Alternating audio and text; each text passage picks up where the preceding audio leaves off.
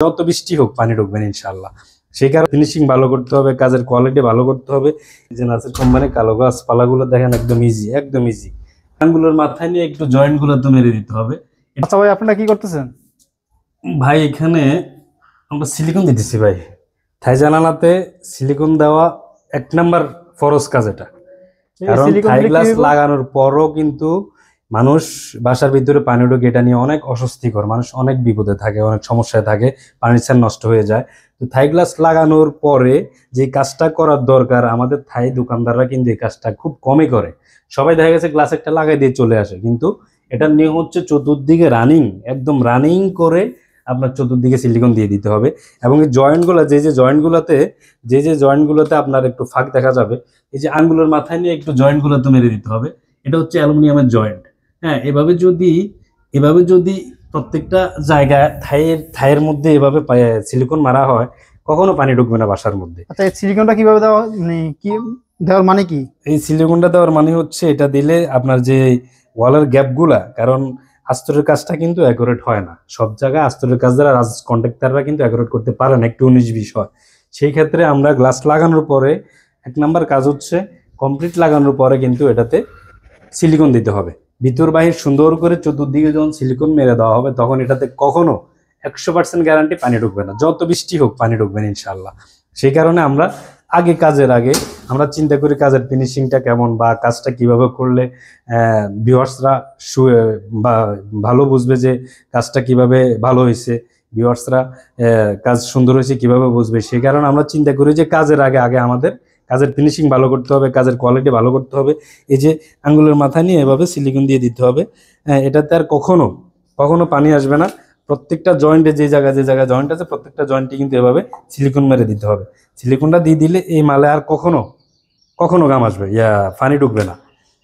তাহলে এই সিলিকনটা ইউজ করলে যত বৃষ্টি হোক না কেন ভাই, ভিতরে কোনো পানি ঢুকবে না? না, এই যে রানিং যদি সিলিকনটা মারা যায়, তাহলে এটাতে কখনো ভাই পানি ঢুকবে না, যত বৃষ্টি হোক কখনো পানি ঢুকবে না। যদি রানিং মারা যায়, চতুর্দিকে যদি সিলিকনটা মারা যায়, কিন্তু আমরা তো আসলে চতুর্দিকে অনেকে মারে না, সেটা আসলে সময় বাঁচানোর জন্য, টাকা বাঁচানোর জন্য। যেমন এক একটা সিলিকন কিন্তু আপনার দামিটার দাম হচ্ছে 220 টাকা, একটু কম দামারটা হচ্ছে 170 টাকা। সেই কারণে অনেকে দেখা গেছে 2টা-3টা সিলিকন লাগবে 8-9টা জানালা করতে, সেই কারণে দেখা গেছে অনেকে সিলিকনটা ব্যবহার করে না, যে আমার 200-300 টাকা, 400 টাকা, 500 টাকা বেঁচে গেল, সেই হিসেবে অনেকে সিলিকন ব্যবহার করে না। কিন্তু নিয়ম হচ্ছে আগে সিলিকন ব্যবহার করে। দেখেন আমরা অ্যাকুরেট কাজ করে দিছি, কাই কোম্পানির অ্যালুমিনিয়াম দিয়ে কাজ করে দিছি।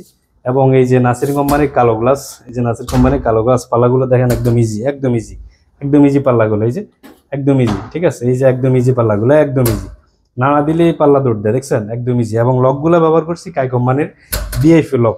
এই যে দেখেন, এদিকে আসেন, আমি আপনাদেরকে দেখাই। এই যে দেখেন, এটা হচ্ছে কাই কোম্পানির অ্যালুমিনিয়াম। স্টিকারটা দেখেন, এই যে স্টিকার দেখেন, কাই কোম্পানির স্টিকার এটা। হ্যাঁ, এই যে কাই কোম্পানি লেখা আছে, যে এখানেও কাই অ্যালুমিনিয়াম লেখা আছে, স্টিকারটা দেখেন। এবং লকগুলো দেখেন, কত উন্নত মানের, কত স্মার্ট লক।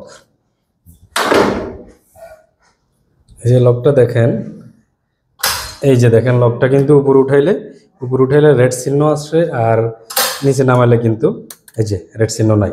এই লাগানোর পরে আপনারা উপরে দিলে লকটা লেগে যাবে। হ্যাঁ, এইটা হচ্ছে অ্যাকুরেট কাই কোম্পানির অ্যালুমিনিয়াম এবং কাই কোম্পানির গ্লাস দিয়ে আমরা কাজটা করেছি।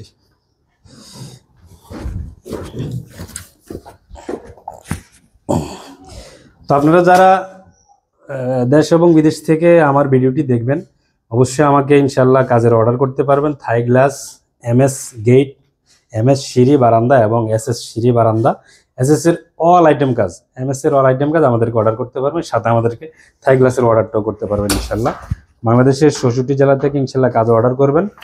আমার হোয়াটসঅ্যাপ নাম্বার দেওয়া থাকবে। ভালো থাকবেন সবাই। আসসালামু আলাইকুম রহমতুল্লাহ।